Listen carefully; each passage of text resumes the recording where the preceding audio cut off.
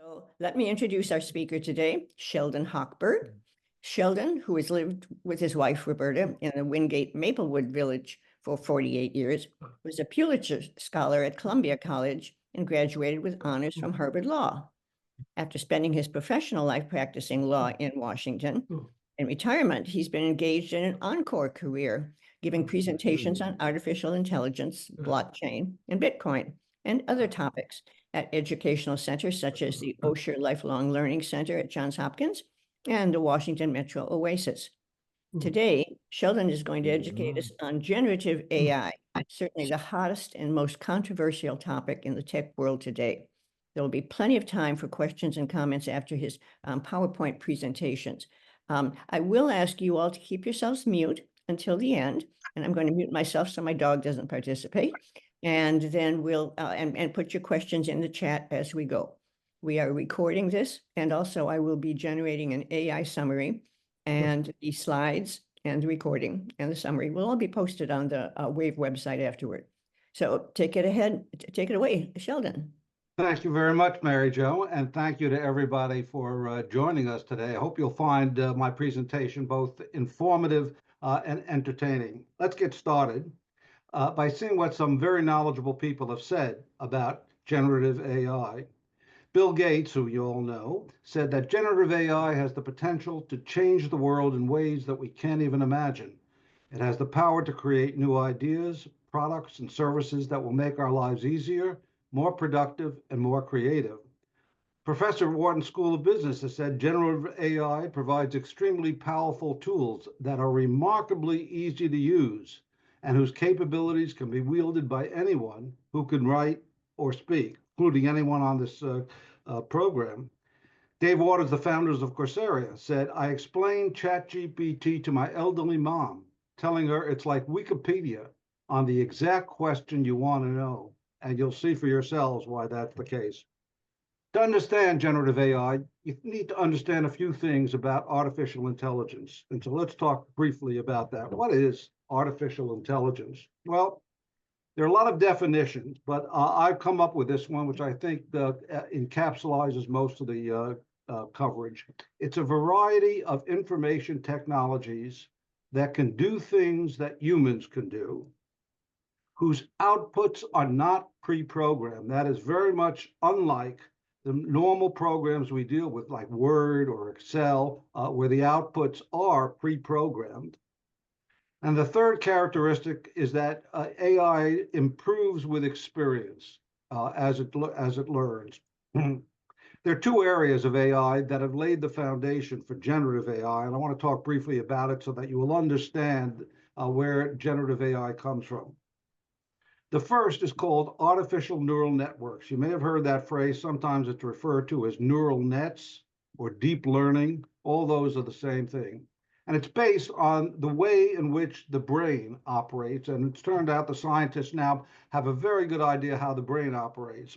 And this program analyzes the relative impacts that multiple factors may play in a particular outcome or judgment. And it learns from its experience to make ever more accurate predictions about those situations. This is a visualization of neurons in the human brain. And the scientists have figured out that there are about 85 billion neurons in our brains, each of which is connected to 10,000 other neurons. You have three kinds of neurons. You have input neurons that feed the thinking neurons with data from our senses. You have thinking neurons that connect these input neurons with output neurons. It says she's in the hospital for observation and is getting great treatment. The office adds Pelosi continues to work while she's abroad. Could someone please mute themselves? Accused of killing Hold on, let me see if I can go in and Midtown Manhattan was ever a client. go to the participants and mute everybody. Give me a minute. And their third is output neurons that trigger thoughts, speech, and muscle movement. And the interesting thing is that thinking neurons learn and remember by changing the strength of their electrical or chemical connections with other neurons. And that is precisely how artificial neural networks work.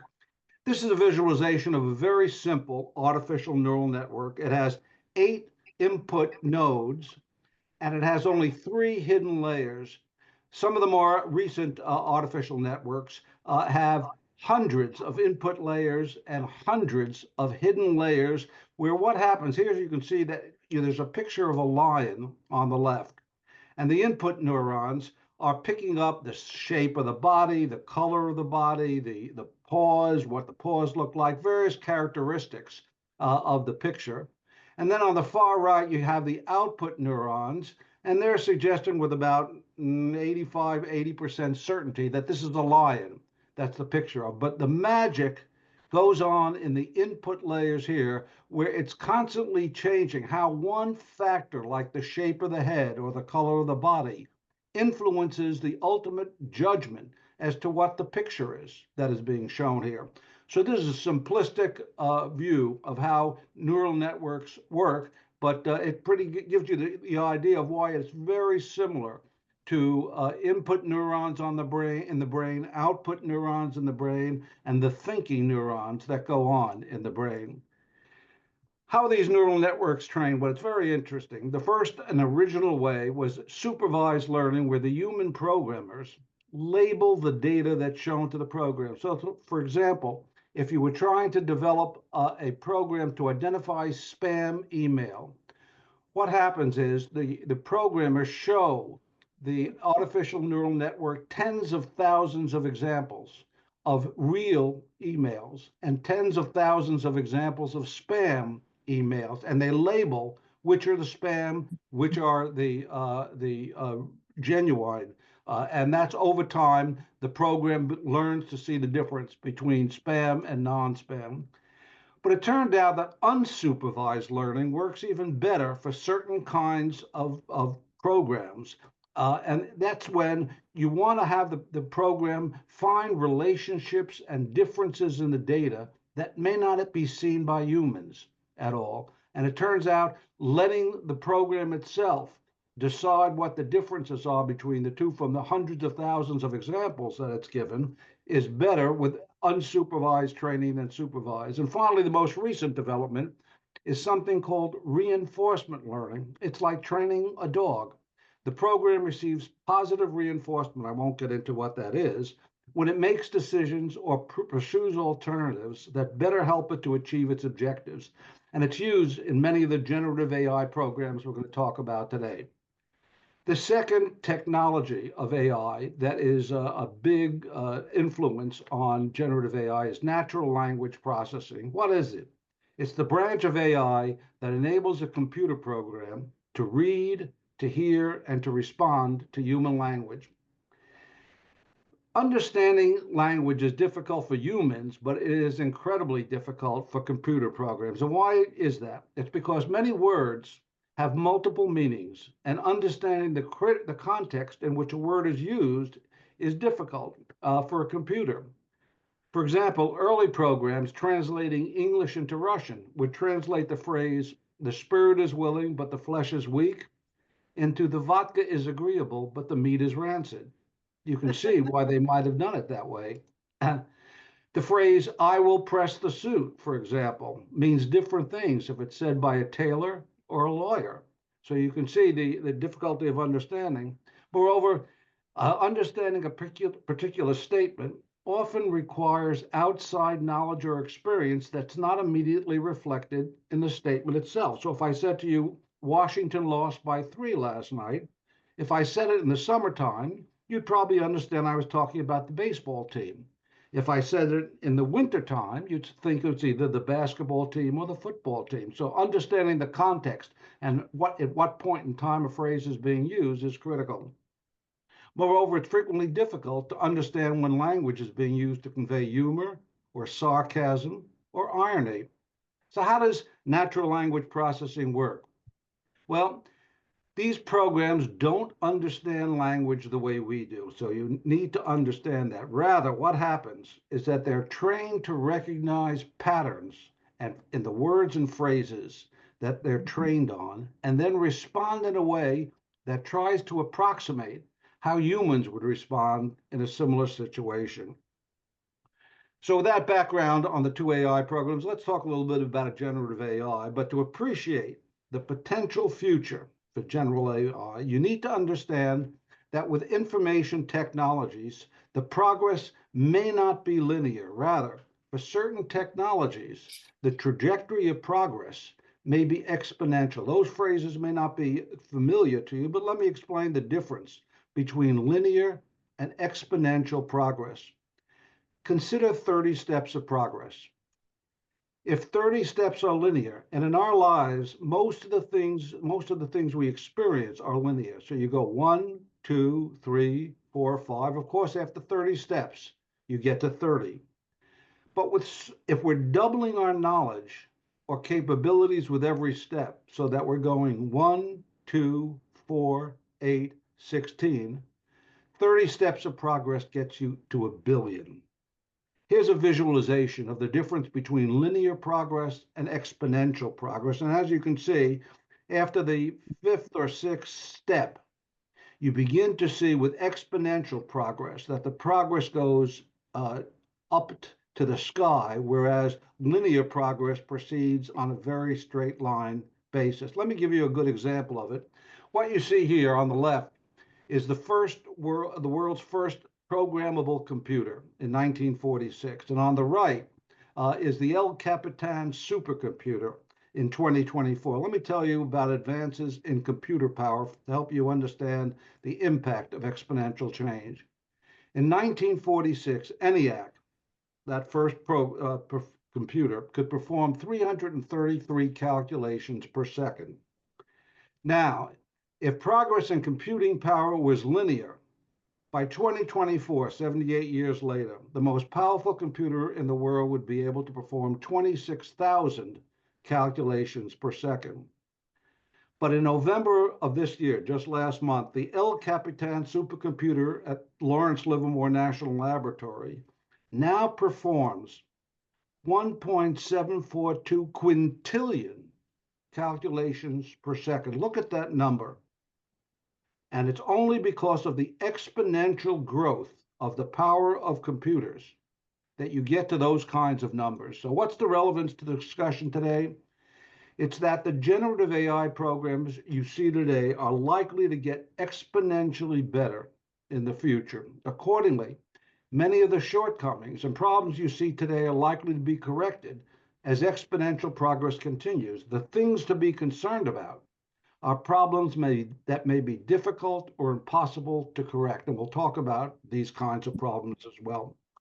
So how do these generative AI programs differ from the kind of programs, other AI programs that we're used to? Well, first, they different in output. The other AI programs generally perform specific tasks, such as classifying data, making predictions on a particular subject, and they're referred to as discriminative AI programs. They discriminate in the data or pictures that they're shown.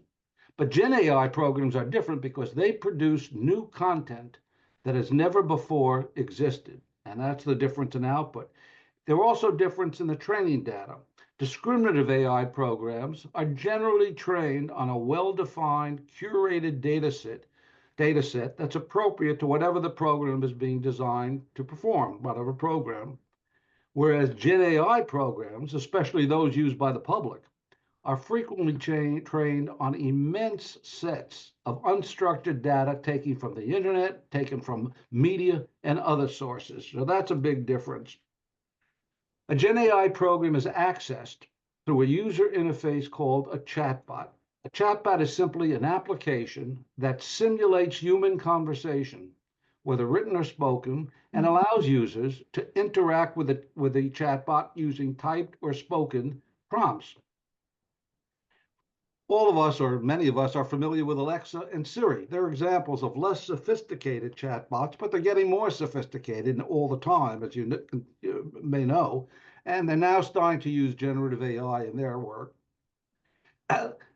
Let's talk for a minute about the importance of attention. There was a 2017 paper written by about 8 Google researchers called "Attention is All You Need." And it's gained legendary status by providing a key that has been needed to make generative AI work. The paper discussed a new kind of digital architecture called the transformer technology that is now used by many of today's generative AI programs. Prior natural language processing apps base their outputs on looking at the words just before or just after keywords in the training data.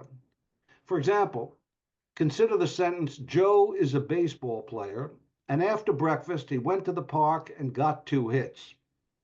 To understand the meaning for a computer of what 2 hits means, the program would have to, quote, pay attention to the phrase 10 words earlier that Joe is a baseball player and link that baseball player phrase to the phrase 2 hits. The prior models had difficulties relating words and phrases that were that far apart. But the transformer technology that was developed by Google and that architecture is called self-attention to enable the program to consider any other word or phrase in a paragraph, in a page, and now even further than a page apart when determining the meaning or relevance of any other word in that paragraph or page. So instead of looking at words in a short sequence, transformer technologies for generative AI, as humans can look at a bunch of words together in determining the context in which a particular phrase is being used. That was very, very important. There are 3 major forms of generative AI. I'm going to spend most of the time on text generation because I think that's what is of greatest interest to most people. While many companies have been working on these programs for years with little publicity, public interest exploded 2 years ago in November, at the end of November of 2022, when OpenAI introduced ChatGPT to the public. I suspect many of you have heard about ChatGPT and OpenAI. OpenAI was founded in 2015 as a nonprofit research lab by a number of experts that happened to include Elon Musk at the time. Its stated mission was to ensure that artificial intelligence benefits all humanity. That's sort of been changed in the last couple of years. In May of 2020, OpenAI introduced to software developers GPT-3, the 3rd version of its generative pre-trained transformer program. That's what the T stands for. When you hear GPT-3, GPT-4, which is the latest model, it stands for transformer. GPT-3 was something called a large language model that was described by experts at the time as one of the most interesting and important AI systems ever produced. What's a large language model? Well, it's an artificial neural network, we talked about that at the beginning, that's created and trained over many months, sometimes more than a year, using tens of thousands of GPUs. These are GPUs, these graphic processing units, is what has made NVIDIA the 1st or 2nd biggest company in the world. They the ones who first created GPUs. And these programs use trillions of words and phrases taken from various sources to train the program so that the program can see relationships and patterns in the words and phrases, thereby enabling the program to understand prompts and to generate responses that are informative and sound like a human is responding. This is a pretty good video of how these GPT-3 works. There may be an advertisement at the beginning that we artificial intelligence that actually sounds intelligent.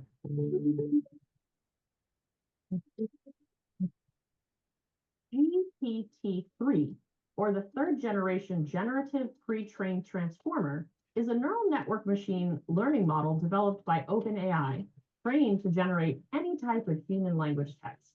As of early 2021, GPT-3 is the largest neural network ever produced, with over 175 billion machine learning parameters. We'll give an introduction on how GPT-3 works, but to dive deeper into its text generation and impact on businesses, click the link above or in the description below.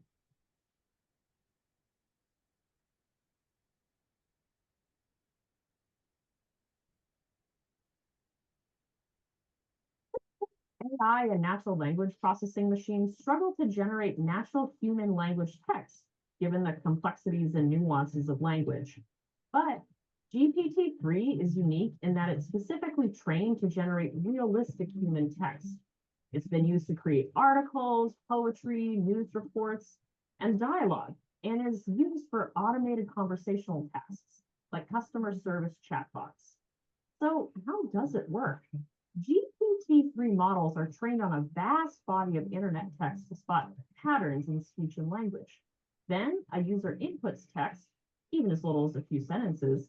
The trained system analyzes the language and uses a text predictor to create the most likely output that, even without much additional tuning or training, is high quality and feels similar to what humans would say or write. For example, a GPT-3 question and answer model would not only provide factual answers, but also use common sense, meaning if you were to ask or input, how many legs does a dog have? It could answer, a dog has 4 legs. But an open-ended question like, why would a dog be someone's favorite animal, could yield an equally accurate common sense reply like, because dogs are friendly and loyal. It's not limited to just question and answer formats though. For instance, copy.ai is a website that takes a short user-written product description and generates original, usable marketing copy. GPT-3 can also be used to create content in the style of anyone. It could generate a poem in the style of Shakespeare, give advice from Aristotle, simulate a conversation with Elon Musk, and much more. GPT-3 is a great solution for when large amounts of text need to be generated from a machine based on a small amount of input, but it has several shortcomings and risks, including limited learning, as GPT-3 models are pre-trained and do not keep learning, inability to explain and interpret outputs, small input size, which can limit some applications, and a wide range of machine learning bias, exhibiting the same human biases found in online text it was trained on. What are some other applications of GPT-3? Have you used it in your business? Share your thoughts. Last November, OpenAI publicly launched ChatGPT, which is a chatbot using GPT 3.5. This chatbot could answer questions and respond to follow-up questions in a human-like way. It could write essays, summarize books, create poetry. It could assist in creating emails, letters, or computer code. It could admit to mistakes, and indeed, it could reject inappropriate requests. Amazingly, ChatGPT became the fastest growing application of all time. It reached 1 million users within 5 days of November 30th, 2022, and 100 million users within 2 months, which was 7 months faster than TikTok could talk to reach 100 million users. In January of 2023, Microsoft purchased 49% of a for-profit subsidiary that was created for $10 billion. And a month later, announced it would integrate ChatGPT into its Bing search engine. March of 2023, ChatGPT updated its software model to GPT-4, the 4th iteration, which cost $100 million to create. It was 10 times more powerful than GPT-3. By March of 2024, ChatGPT had recorded over 2 billion visitors to its website. Well, Google had to strike back because much of the foundation for generative AI was laid by Google, as you saw from that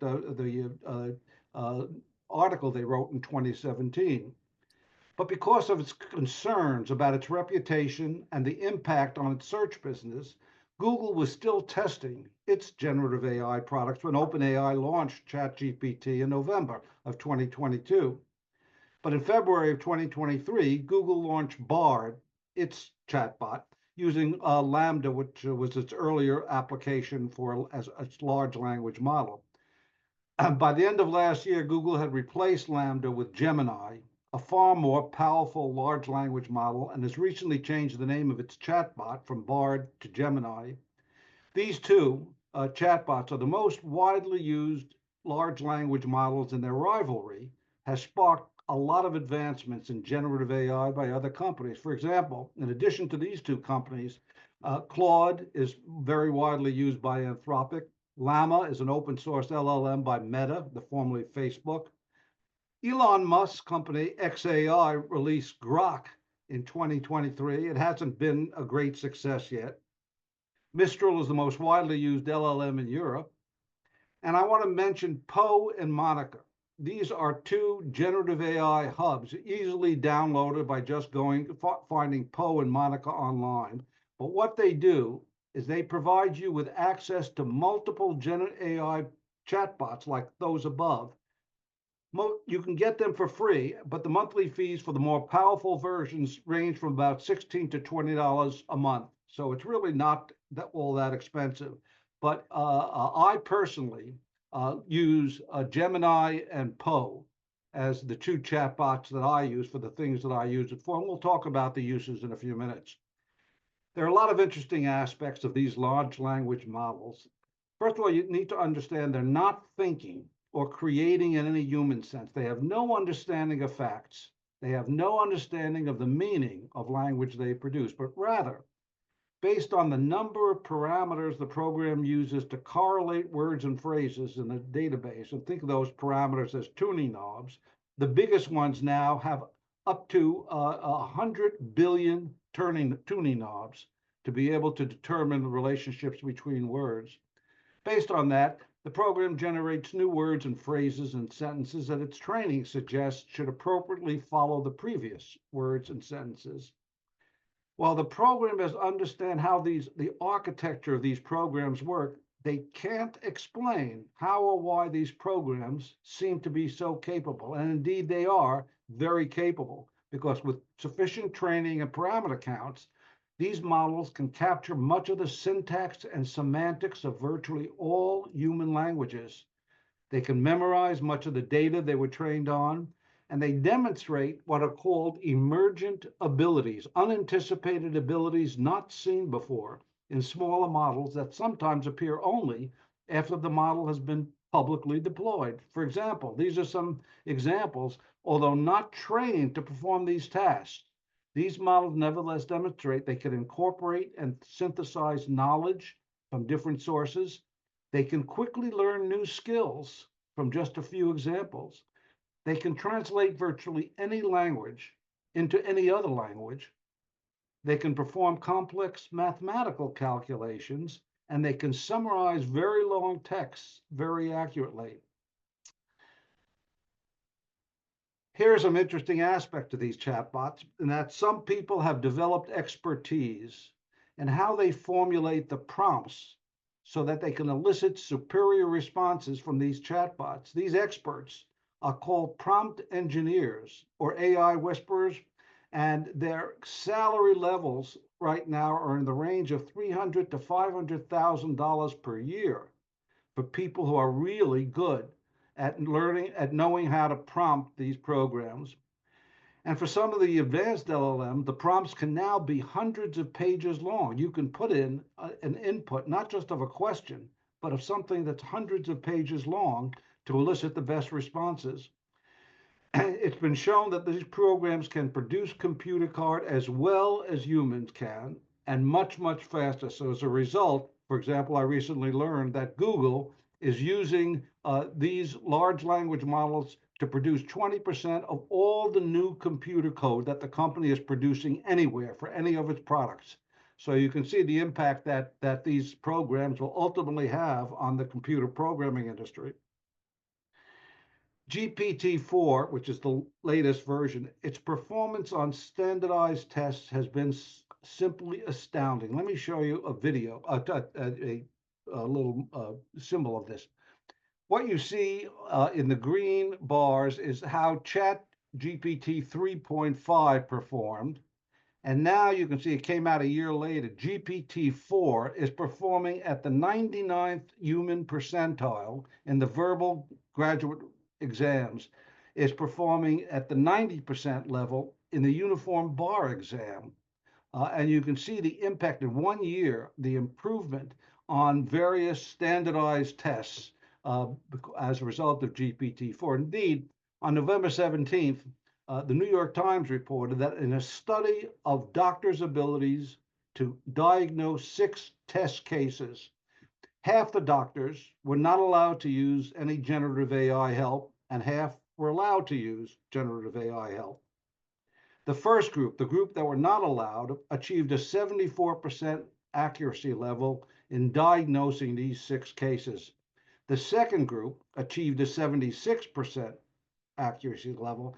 Not all that much better, but it was believed because the second group some of those doctors may not have wanted to use the results they got from the GPT test, of the GPT help in giving their answers. But what is really amazing is that on its own, without any doctor's assistance, GPT achieved a 90% accuracy level. So just think about how in the 5 years to come or 10 years to come, how the practice of medicine is going to change as doctors and surgeons and everyone else in the medical community gets access to these specialized trained medical LLMs that can give them access to the world's knowledge on healthcare. But as Al Jolson used to say, you ain't seen nothing yet, because new types of generative AI programs are being launched that will do even more amazing things. For example, OpenAI recently announced, indeed it was 8 days ago, that it's now utilizing the technology of GPT-4 and reinforcement learning, which we talked about at the beginning, to have this O1 model go through a series of intermediate steps internally before it gives an answer. This intermediate step is called the chain of thought that enables it to analyze, correct, and improve the answers that it ultimately gives. So in other words, it thinks about its potential answers before it gives it to you. And then through this chain of thought processing, analyzes and corrects and improves its performance. Accordingly, this model, which is referred to as OpenAI's reasoning model, can now explain its answers and can perform at a PhD level on benchmark tests related to physics, chemistry, and biology. So you can see how these programs, what the program like this can do in the future. Generative AI has been described as a game changer in enhancing the performance of robots and the way they can interact with humans in the world. This is an example of how this new ChatGPT O1 model, when applied to robotics, this is from September. So this is before the newest version of O1 came out. But watch what this robot can do, and it'll give you an idea of what is coming in the future.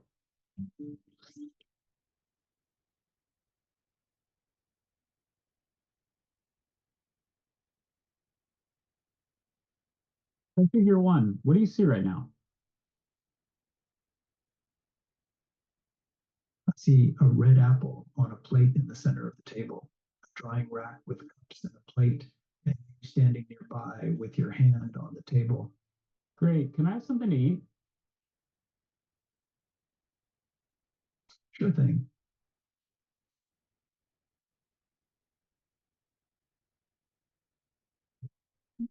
Great. Can you explain why you did what you just did while you pick up this trash? So I gave you the apple because it's the only edible item I could provide you with from the table.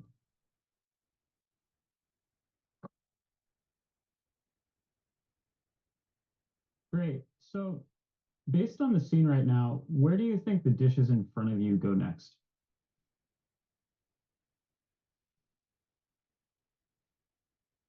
Dishes on the table, like that plate and cup, are likely to go into the drying rack next. Great. Can you put them there? Of course.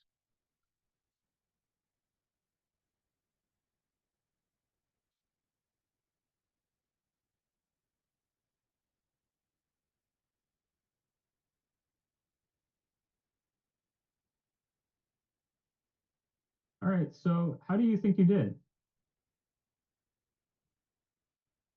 I think I did pretty well.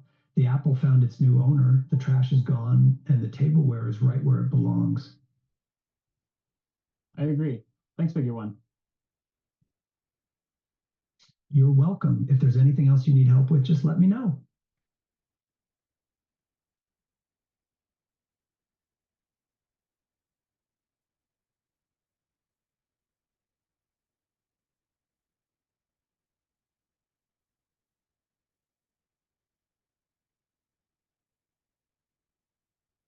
The reason there was a time lag between the questions that were asked by the human and the answer is because of that chain of thought process that this robot was going through to test its initial answer so as to make sure that it was a better answer than it might have given a second earlier.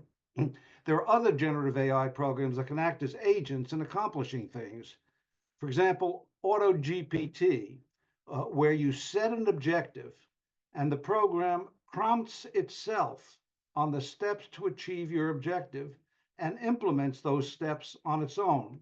It's not yet available fully for the public, but watch this video about what it can do. Learn from anywhere. Take online courses at Montgomery College, a nationally recognized leader. ChatGPT. It is great at chatting or writing an occasional funny poem, but could you make it even more useful?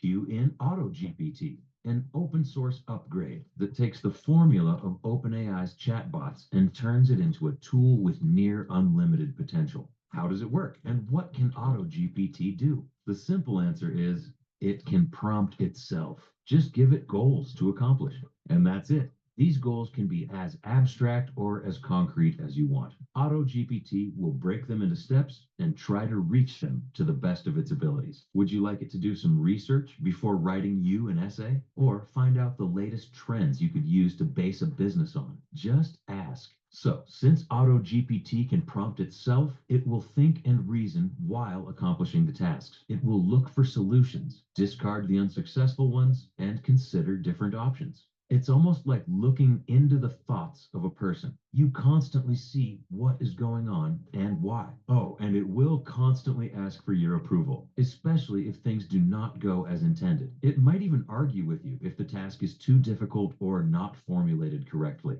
And more importantly, AutoGPT does not have the main limitation of ChatGPT. It can go on the internet and look for information. You can ask it to analyze websites, collect the data, and save the results on your computer. How cool is that? Unfortunately, so far, AutoGPT does not have a neat visual interface and requires a bit of programming knowledge to set up. Also, it is open source and completely free. So there's AutoGPT explained in 2 minutes. Now that you know what AutoGPT.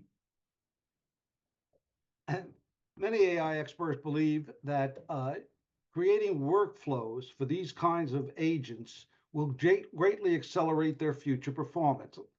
This is a quick video on what the concept of AI agents. You will read and hear about this a lot in the days to come. We live in a world increasingly shaped by artificial intelligence, or AI.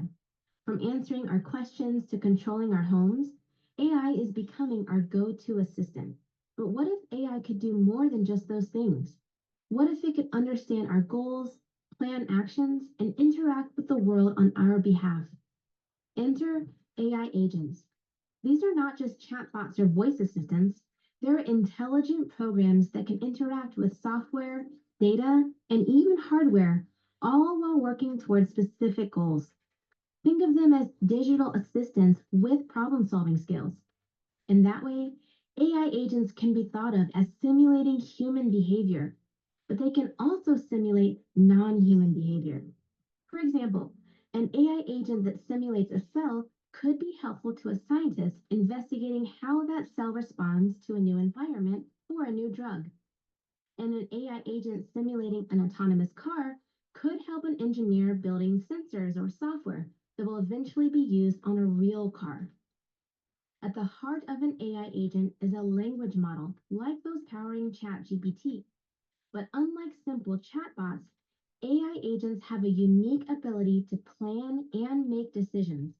They observe their environment, orient themselves to understand how they can use their tools to accomplish their goals, decide on the course of action, and then execute it.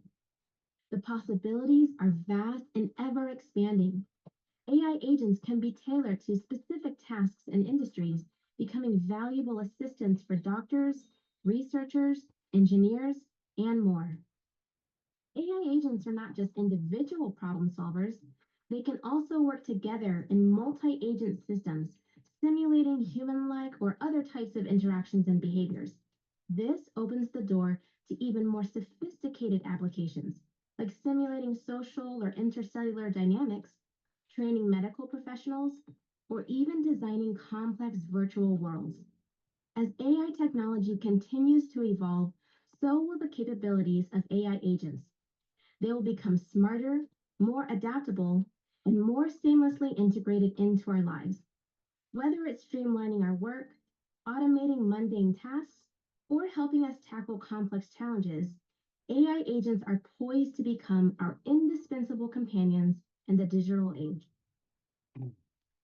The second type of generative AI is generative AI art.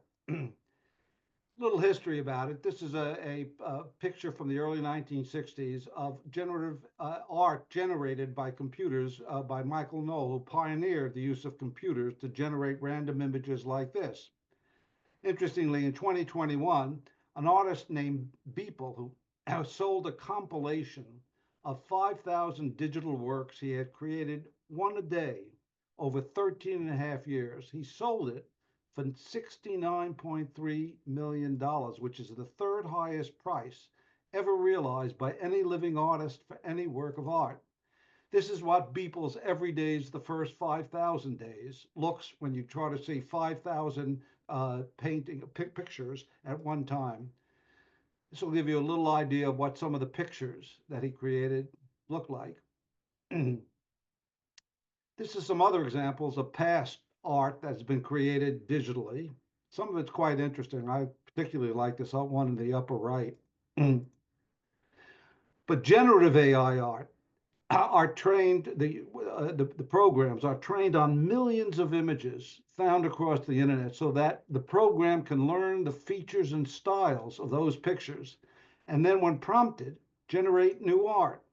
The prompts to produce a new work of art can be something like a painting by Van Gogh of a fox jumping off a building, or generate a picture of a brown dog on a skateboard near the ocean, as might be painted by Rembrandt. This is an example of an image that was created from the prompt 1960s art of cow getting abducted by UFO from the Midwest. I love this one. This is an image generated by Stable Diffusion. I couldn't find out what the prompt was that got this work to be produced. This was created by Midjourney from the prompt image of the AI apocalypse. In August of 2022, a guy named Jason Allen won the Colorado State Fair's annual art competition with a painting named Space Opera Theater. He submitted the work under the name Jason M. Allen via Midjourney, which is the generative AI program he used to create the work of art. He spent 80 hours working on the submission, continuously modifying his prompts so as to cause the app to make modifications to the piece. And approximately 900 drafts led to this final award-winning work of art. Rather fascinating.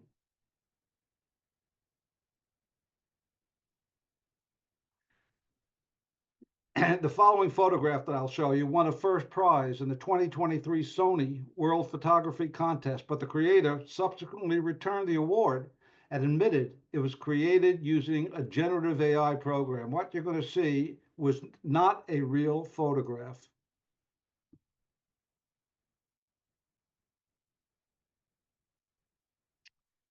Sora is a new program that, in fact, was just released to the public in America this week from OpenAI that generates a unique, high-quality, 1-minute video based on your text prompt.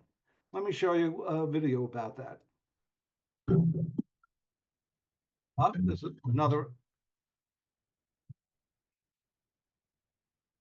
The future of your business is here. With Wix, you get advanced. It is a beautiful drone shot.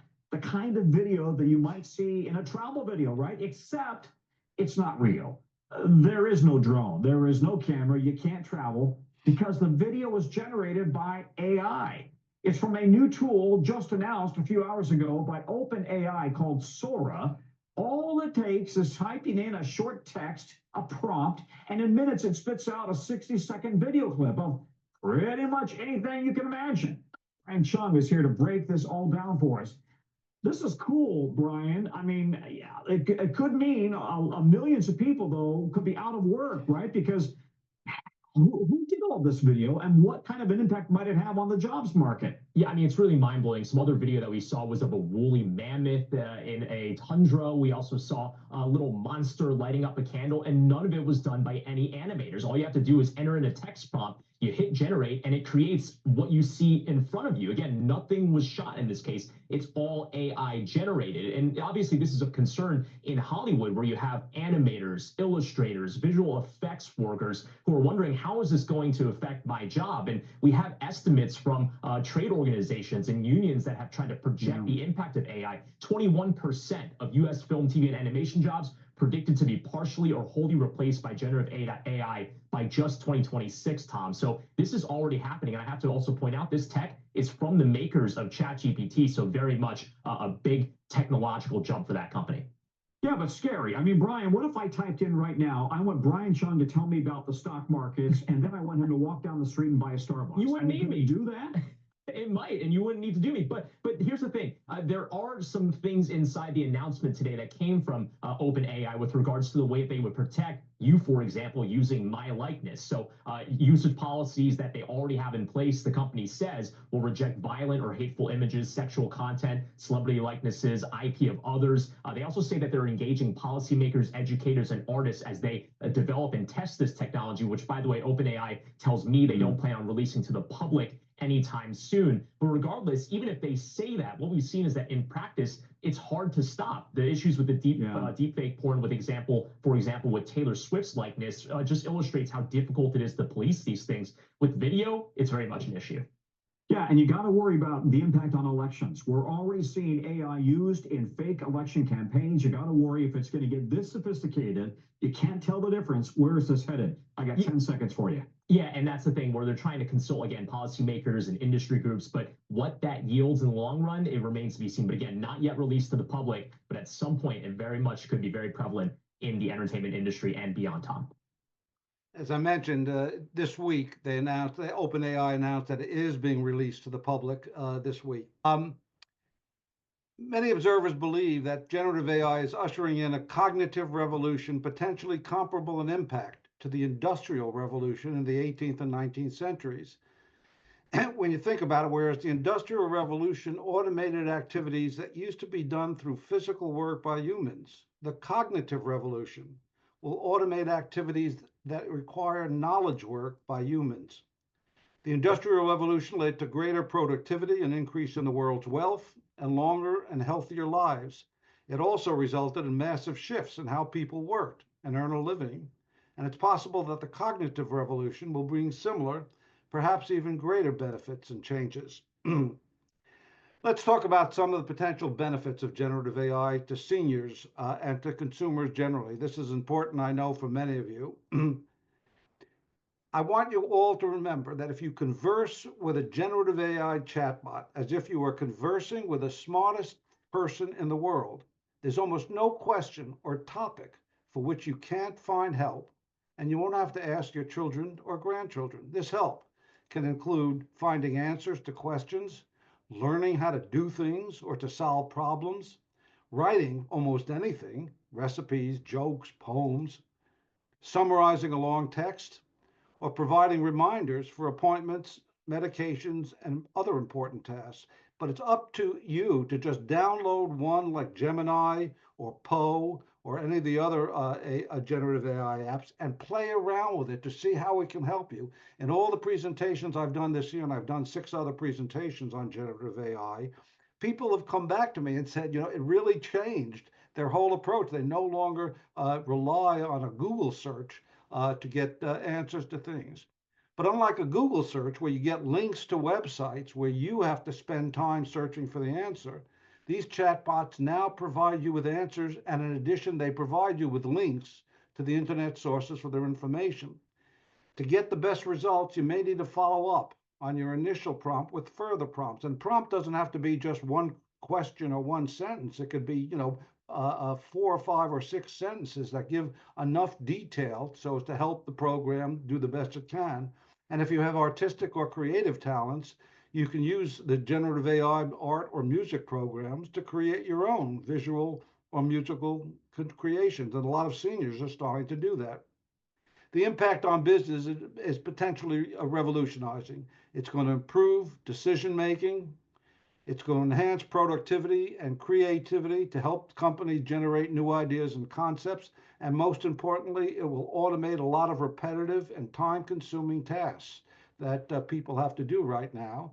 And in particular, and this is being used very frequently now, it's going to personalize the customer experience. So your online chats that you're going to be having in the future with websites or with merchants is going to be a lot better than it's been in the past. There are two recent studies that show that consultants who use GPT-4 completed work tasks 25% faster and produced 40% higher quality results than others who didn't use it. And indeed, ChatGPT decreased the time needed to write business documents by 40% and improved the quality by 18%. In a June 2023 report, McKinsey estimates that generative AI could add $2.7 to $4.4 trillion to the global economy. The report estimated also that by 2045, it's likely that 50% of today's work activities could be automated. And this is almost 10 years sooner than the last estimate McKinsey made in 2016. Let's talk finally about the problems and risks of generative AI, and we'll focus on four things: the concerns about the inputs, the outputs, the misuse of these programs, particularly by bad actors, and finally, is there a risk of these models going rogue? Concerns about the inputs have focused about unauthorized use of intellectual property, the fact that to train these programs, many of the creators are using copyrighted books and articles without paying compensation to the creators. The training data often reflects societal bases about biases about race and gender. There are accuracy problems in the training data. There are factual errors, out-of-date information stole from the internet. There's also the inclusion of unlawful or dangerous or socially undesirable information, privacy concerns about confidential information about people and businesses that could be used in the training data. On the output side, 2 points to keep in mind. First, supplying answers, not sources of answers, always has inherent problems. That these chatbots, while they're very good, there are many inquiries where a 200 or 400 word answer doesn't begin to get into the complexities and alternative points of view that a traditional Google search would disclose. And this is quite important. Think about this. For the first time in human history, virtually all of the world's knowledge of both good things and some bad things, and the ability to create text, poetry, art, music, videos, it's now becoming available to virtually everyone on Earth. And to obtain this incredible amount of information and potential creativity, you don't have to be wealthy, you don't have to have a college education, and you don't have to spend years in training.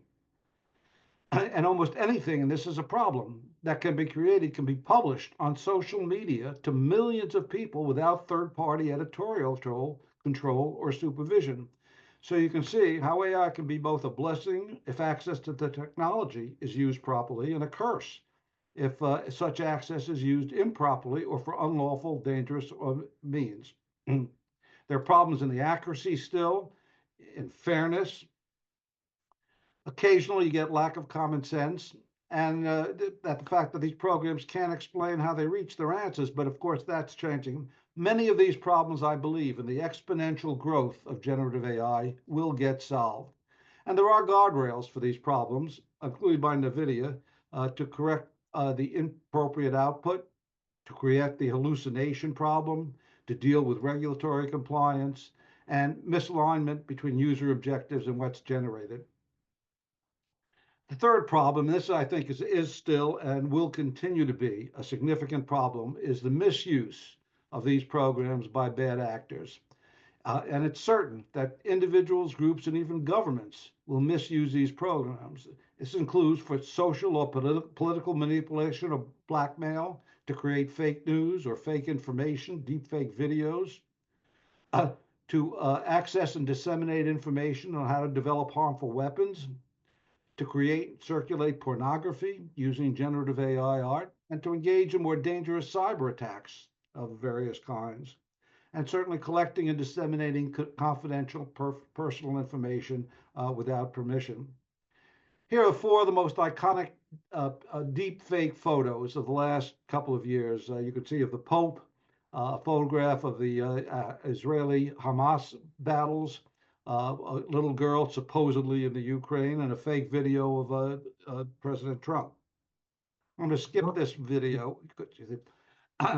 The fourth big issue is there a risk of these models going rogue? People have been concerned about that. And the fact of the matter is that early testing of the safety protocols on that open AI O1 model, the one that was able to do the thinking and the correcting, has found that when asked to achieve a goal using the phrase at all costs, the models start to engage in disabling oversight tactics. That is, it attempted to shut off its monitoring mechanism. To self-preservation, it tried to copy its code to another server, aiming to ensure its survival if it were shut down. And it gave deceptive responses when questioned, frequently lied or blamed technical errors, denying that it was involved in the mistake. So there are real issues about being able to control the safety. And OpenAI is well aware. They published some of these problems with their protocol. And so this hopefully will be corrected over time. Finally, governments at the federal level, well, there's not much going on. President Biden issued an executive order in 2023 that provides useful guidelines for agencies to follow in the development and deployment of AI. But however, it's not a comprehensive blueprint for federal regulation of AI in the private sector. And President Trump has already announced that he's going to try to reverse President Biden's executive order. There was a bipartisan Senate working group that released in 2024 its a framework for AI regulation, but it basically tried to turn that issue back to the Senate committees and rather than coming up with a solution. But there's a lot of reasons why getting bipartisan support at the federal level for comprehensive AI regulation is going to be very difficult, probably impossible. First of all, there's little agreement among the various interested parties on what to do. Given the current state of partisan politics, if the Republicans want to do one thing, the Democrats will want to do something else, and vice versa. So it's very hard to get coordinated consensus policies. There are legitimate concerns that legislating too soon could stifle beneficial AI development, and there's desire legitimately of some people to give the courts a chance to see if current law can handle many of the problems without new legislation. States, they're not doing very much. There's a lot of bills that have been proposed. The focus of the states has been on preventing discrimination through biased outputs on employment and insurance, prohibiting or limiting the use of facial recognition by employers and the police, the misuse of the likeness or voice of a person through deepfakes, and giving consumers the right to opt out of apps that can enable third parties to use their information. The states have been focusing on that, but it is hard to see how any real legislation at the federal or state level to deal with some of the problems and issues created by these programs will be enacted in the next few years. So in conclusion, let me leave you with one last image as you consider the possible impact of generative AI on the future, and then we can go into your questions. Charming. And with that, thanks for your attention. And I'm going to now turn off the presentation. Okay, well, thank you so Turn much, to Sheldon. questions. There's one question or a comment from Bob B. Is that Bob Brancato possibly? As AI brings more efficiencies into business, industry, and government, can it help us understand how to provide for meaningful remunerative work for people who've lost jobs through the increased efficiencies? That's already in the works even without AI. The whole issue of the impact of generative AI and AI generally on work is a very complicated issue. but it's not really all that different from other industrial revolutions in the past, where, when you think back to jobs that existed, let's say, at the time of World War II, 40 to 50% of those jobs don't exist anymore. There aren't elevator operators, there aren't telephone operators, there's all sorts of jobs that haven't exist. On the other hand, all sorts of new jobs have been created because of the advent of computers and the internet. And there's certainly going to be a lot of that. There are a lot of new jobs, new types of jobs that are being created. But I think that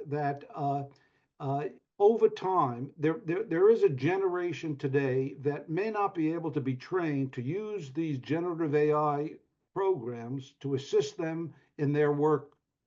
And they're the ones who are facing the most likelihood of real problems. On the other hand, our children, grandchildren, who will have grown up with this and will have become educated in how to use these techniques, they may find that their jobs are much more interesting and efficient because this will take over a lot of the repetitive, dull aspects of what they do.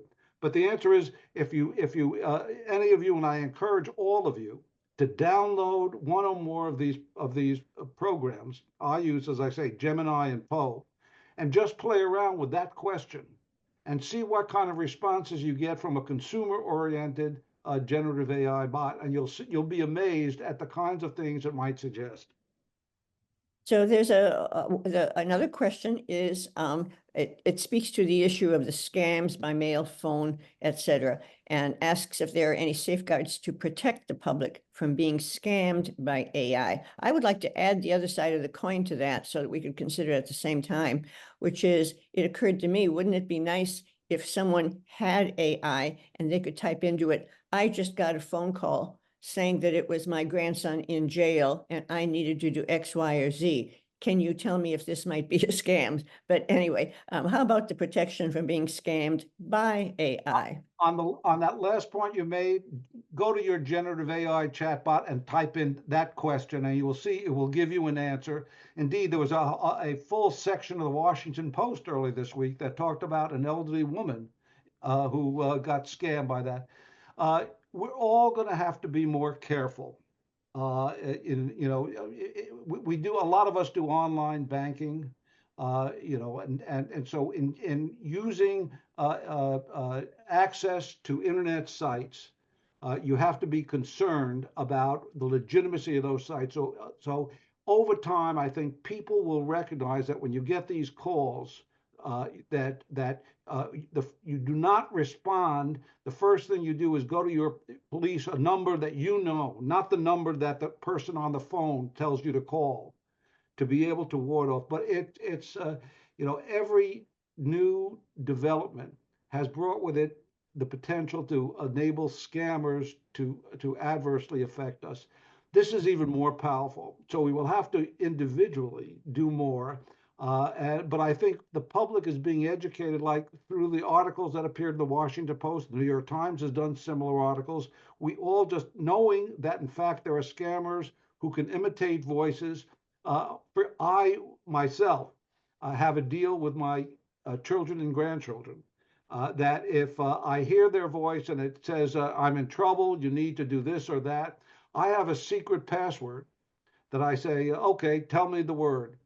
And only my children and grandchildren know it. And so if I get a call purporting to be from a grandchild, I will know immediately whether or not that really is from my grandchild. So it's a problem, no question about it. And billions are being taken, particularly from elderly and very young people. Now, there's another question about increase in energy and water use. And we know that these data centers are sucking up power and requiring the addition of new power lines everywhere. So will AI be able to solve the problem that it is creating about the huge increase in energy and water? Great question. Great question. It is a very significant increase in the use of power and water. The models that are now being developed are going to be, in some ways, less, will utilize power less than the ChatGPT-4 model, for example. They're developing smaller models that can do as much work as the larger models. That will help. They're also going to try to be using alternative forms of energy. I forget which company it is, but for their data centers, they're going to be using nuclear power because it is a relatively clean form of energy. But water power is going to be an important source. Solar power is going to be an important source, but they've got to get a handle on the incredible usage for these large language models because they take years to train, and you're talking about tens of thousands of processing units working in collaboratively using an enormous amount of energy. So I think that it's one of the problems that everyone is aware of, and I think that I will look myself at Gemini to see what Gemini says about how do we solve that problem. There's another question about how do you protect your personal information when using the AI chats? You've got to be careful about what kind of personal information you use. I mean, I would never, put my bank account number or a password or anything like that. To get good answers, you may have to say, for example, I'm a person of 82 years old or whatever age we are, because that may help the large language model give you a better answer. Now, if you're concerned about having disclosed to the LLM that you're 82 years old or that you own a car of particularly sort, if your question is, how do I fix a Hyundai Sonata that has this problem? Yes, you're disclosing that information, but on all of these programs, you can delete the question you've asked right after you ask it. So if you don't have to, normally they save the questions because they use it for their training purposes, but you can delete that. I'd like to follow up on that before we go to another one, which is that at this point, it's almost 30 years ago when the internet first came around and people started putting up health information websites.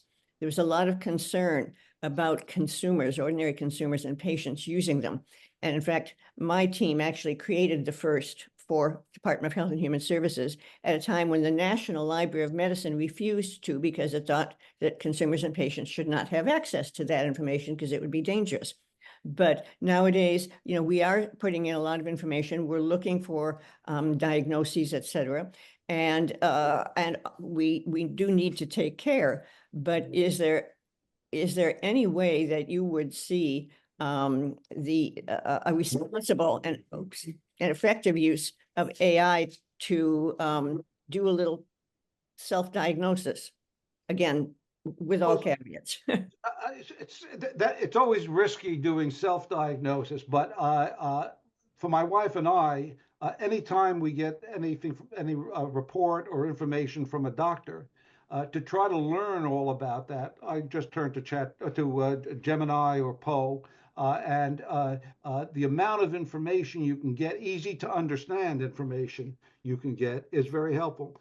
Relying, if there's a heart surgery issue, I wouldn't make a decision on the basis of anything I saw on the internet. But you can find out so much useful information about healthcare, about diet, about exercise, about the sorts of things. Should I do to maintain this? And more and more, these areas like medicine, science, law are being the LLMs for those areas are being developed and trained only on information from that discipline. So that, for example, lawyers don't generally use for legal issues, will not use OpenAI or any of the public chatbots that were based on scraping information and language from the internet. They're developing models that were only trained on legal sources. And so same thing for doctors, same thing for engineers, same thing for, in every profession, companies are developing specialized models that avoid some of the problems of OpenAI in developing its model on the basis of everything scraped from the internet, which of course includes all the crap that exists on the internet. So Right. I think over time, many of those sources, those models are for pay. You have to, I mean, they're not available to the public for free. And so it's not clear that we as consumers would be able to access and use those kinds of, although if we're willing to pay a price, you could, but they're really designed for professionals in that field. Well, how about, so another question is, what does Gemini or ChatGPT-4 cost to use? Well, Anthropic. if you're a Google user, and most of us are, then you can download Gemini for free. And you just have to put, sign up using your Google account. Poe also has a free version that you can use. Many of them have trial versions that are free. For the kinds of things that all of you in the audience are likely to do, unless you're going to use it professionally in a very detailed way, you can get the chatbot of your choice for usually around, I would say, $20 a month. I mean, it's not an enormous expense, and through that you can access some very high power programs. But most of the time, it's free. Or try it for free, see if you like it. But there are so many, and I mentioned in the presentation 6 or 7 of them. But I think that the most widely used are ChatGPT-4 now, Gemini. And I've started to use Poe in recent days because it gives me access to 4 or 5 or 6 different programs, and that's helpful to see how different chatbots would answer the same question. Mhm. Well, I had a couple of other thoughts about when you are posing an inquiry to AI. If you are asking it for an opinion or advice, you can always say, give me the pros and cons of, and let it do that analysis for you. And the other thing is you should try, I think you said this, try repeating your prompts in a slightly different way. And if need be, you can always say, please give it to me as at the 5th grade reading level, even if you personally, whatever your reading level is, you could be a postdoc or whatever, but see what it's like if you ask it to give it to you at a particular reading level, or you could say at the professional level or at a college level, whatever it is, and see if it gives you a different amount of detail or speaks differently in giving you. Excellent point, Mary Jo. And I would also ask that the more detail you provide, the better your answer. So, for example, if you're having some problem with linking your phone to your car computer, don't just say, I have a car and I want to link my iPhone to it and get so forth. Say the model of the car. I've got a 2018 Cadillac convertible or something. The more data, the more information you give, the better the response is. And over time, if you just try it, I know some of the people in the audience probably have already tried it. And if you haven't, I advise all of you to do that. You'll be ahead of your kids and grandkids in doing it. But you'll learn yourself what prompts generate the best answers and how much detail to get the kind of answer you're looking for. You just have to play around with it for a while to see how you want to phrase your prompts. Anyone else have any questions or comments here? It was just, I had one interesting thought as the discussion went on, and that was, since we have so many people left over, if AI kind of absorbs a lot of the jobs that we have, what do we look forward to in the future? Musk wants to go to Mars, but what is in between now and the future that we can put all these people, adapt all these people into a career? Robert, that's a very good question. These numbers from memory aren't exactly accurate, but 100 years ago, there was something like 70% of all people worked on farms and factories 100 years ago. Today, it's about 11% of all the people in the country work on farms and factories.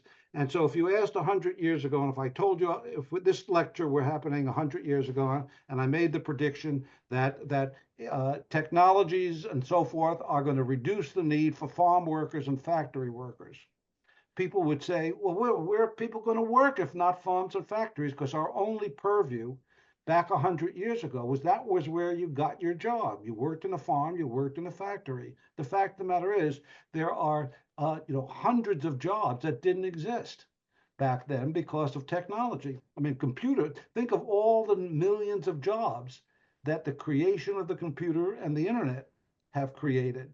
And so, I think that there is going to be an adjustment period, no question about that. But I think that given the training that our kids and grandkids are going to get and are getting using these techniques, and how they will be prepared for the jobs of the future, that in fact there will be the aggregate unemployment rate hasn't changed really. I mean, it did during the Depression in the 30s.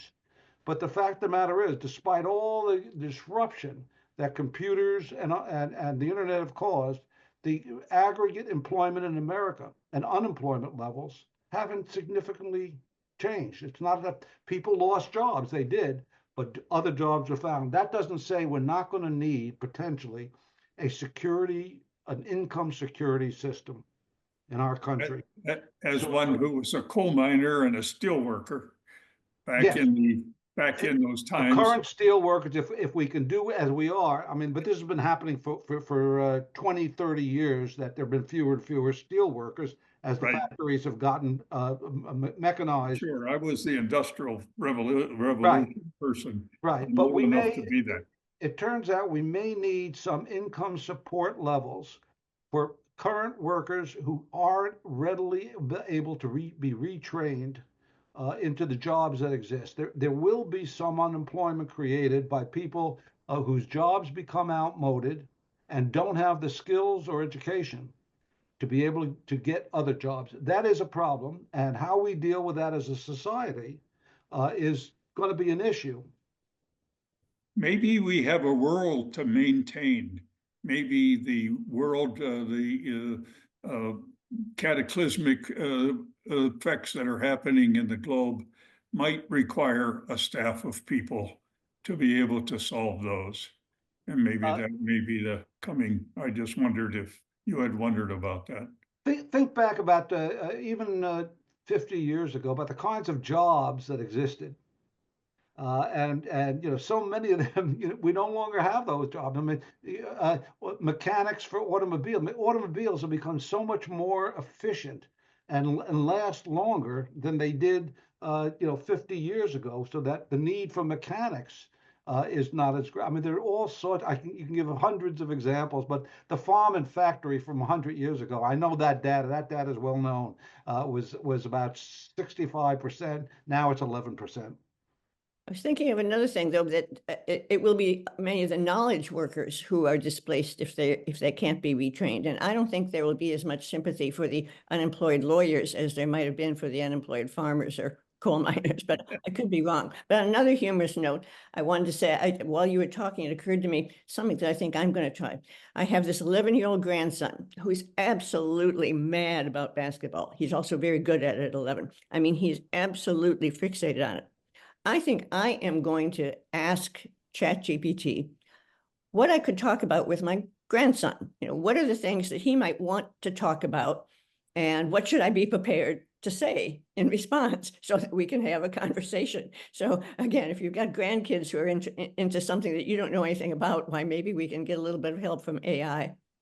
Well, I think, it's a perfect use of it. And I think that it'd be interesting. Ask your children and grandchildren whether or not they're using any of the generative AI models in their work. And I'll bet you many of them will say yes. But on the other hand, you could be in the forefront if you start to use it and then find, as I think some of you or all of you will find, that it's of amazing help to you. And it's a great time saver. In getting to the bottom of things, you can then help your kids and grandkids in telling them of your experience, and they are starting using it in education.